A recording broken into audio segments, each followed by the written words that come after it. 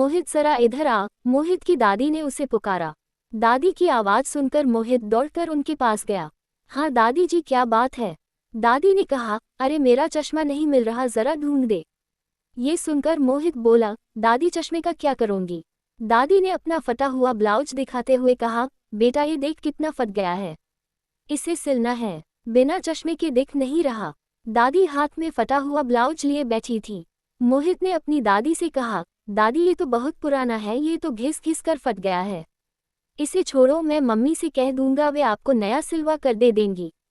दादी की आंखों में एक उदासी सी छा गई। वो बोली, नहीं बेटा, अपनी मम्मी से कुछ मत कहना, नहीं तो मुझे 10 बातें सुना देगी, मैं इसी से काम चला लूंगी। मोहित चुपचाप चश्मा ढूंढने लगा। पीछे की खिड़की में चश्मे की डिब्बी मिल गई जो कि पर्दे के पीछे छिप गई थी। मोहित ने चश्मा दादी को दिया और वो सुई में धागा डालकर फटे हुए ब्लाउज को सिलने लगी। मोहित को ये सब बहुत बुरा लग रहा था। मम्मी हर महीने एक नई साड़ी खरीदती थी, जब मन चाहे नए गहने खरीदती थी और दादी फटे कपड़े में थैली लगाकर काम चला रही थी। शाम को जब मोहित के पापा राकेश आए तो उसने पापा को सारी बात बताई। पापा, दादी के पास एक भी नई साड़ी या ब्लाउज नहीं है, वो अपने पुराने ब्लाउज को सिल रही थी, पहले भी कई बार सिल चुकी है लेकिन वो कहीं न कहीं से फट जाता है, आप उन्हें नई साड़ी ब्लाउज दिलवा दीजिए। राकेश जी ने अपनी पत्नी सुधा से बात की, सुनो, माँ के लिए एक साड़ी ब्लाउज ला देना, मोहित ने उन्हें फटे कपड़े सिलते देखा है। सुधा गुस्सा होते हुए बोली, तुम्हारी माँ तो जानबूझकर बच्चे को दिखाने के लिए ये सब करती है कि देखो मुझे कितना परेशान किया जा रहा है, तुम्हारा मन करे तो पूरा घर लुटा दो उन पर, मुझे क्या मतलब। राकेश ने बोला, अरे तुम तो बात बात में नाराज हो जाती हो, एक साड़ी ब्लाउज में क्या हो जाएगा, वैसे भी अगर फटा ब्लाउज पहनकर वो किसी के सामने आ गई तो हमारी ही बेइज्जती होगी। अगले दिन राकेश अपनी माँ के लिए एक साड़ी और ब्लाउज का कपड़ा ले आए और अपनी माँ का पुराना ब्लाउज लेकर दर्जी को सिलने के लिए दे आए। 2 दिन बाद मोहित के हाथ से साड़ी ब्लाउज माँ के कमरे में भिजवा दिया। मोहित खुशी खुशी दादी को कपड़े देने पहुंच गया। दादी को इसकी कोई खुशी नहीं थी। वो बोली, कितना अच्छा होता अगर मेरा बेटा या बहू कोई इसे अपने हाथों से देता, यहाँ घर के नौकरों को भी अपने हाथ से कपड़े और इनाम देते हैं। मोहित बोला, कोई बात नहीं दादी, आप इसे पहन कर दिखाओ, मैं पापा का मोबाइल लाकर आपकी एक फ़ोटो लेता हूँ, आप इसमें बहुत सुंदर दिखोगी।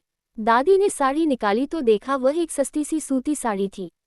एक बार तो उनका मन किया कि इसे वापस कर दे, लेकिन अपने 5 साल के पोते के चेहरे पर जो खुशी थी उसकी खातिर उन्होंने वो लेकर रख ली।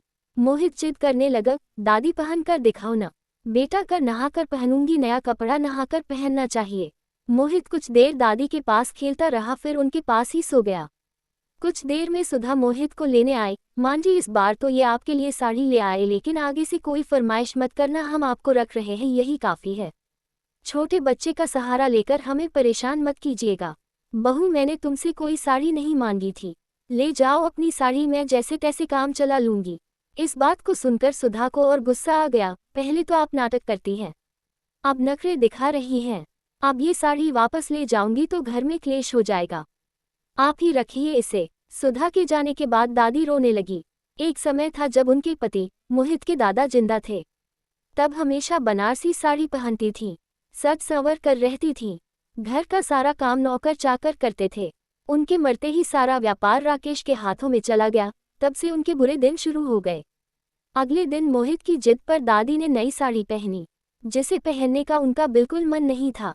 उसके बाद दादी मोहित को लेकर मंदिर गईं। वहां से दादी वापस आ रही थी, तभी उनकी बचपन की सहेली आभा मिल गई। आभा बोली, कैसी है बहन, आज तो नई साड़ी में बड़ी अच्छी लग रही है। दादी आभा के साथ मंदिर की सीढ़ियों पर बैठ गईं। मोहित पास ही में खेल रहा था। दादी ने कल की सारी बात आभा को बता दी।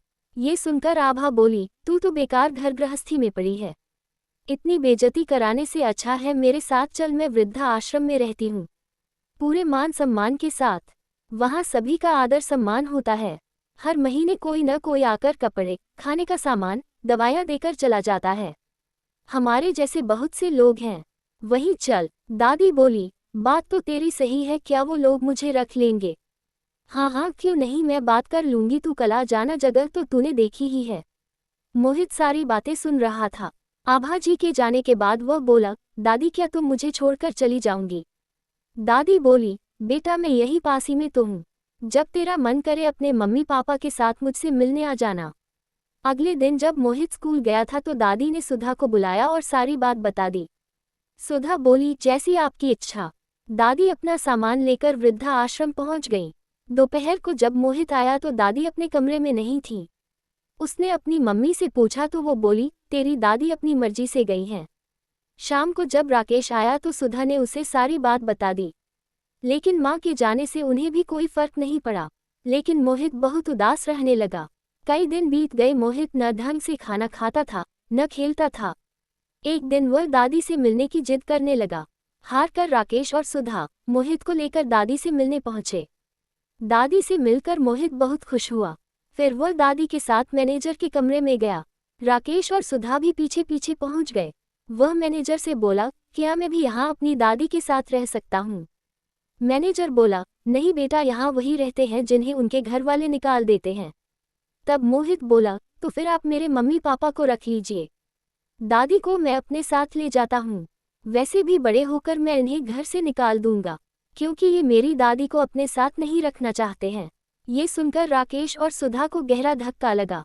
राकेश अपनी माँ के पैरों में गिर पड़ा। माँ, मुझे माफ़ कर दो, मेरे बेटे ने मेरी आंखें खोल दी। सुधा भी अपनी सास से माफ़ी मांगने लगी। राकेश अपनी माँ को घर ले आए। सुधा उनकी जी जान से सेवा करने लगी। मोहित ने ये सब देखा तो वह बहुत खुश रहने लगा।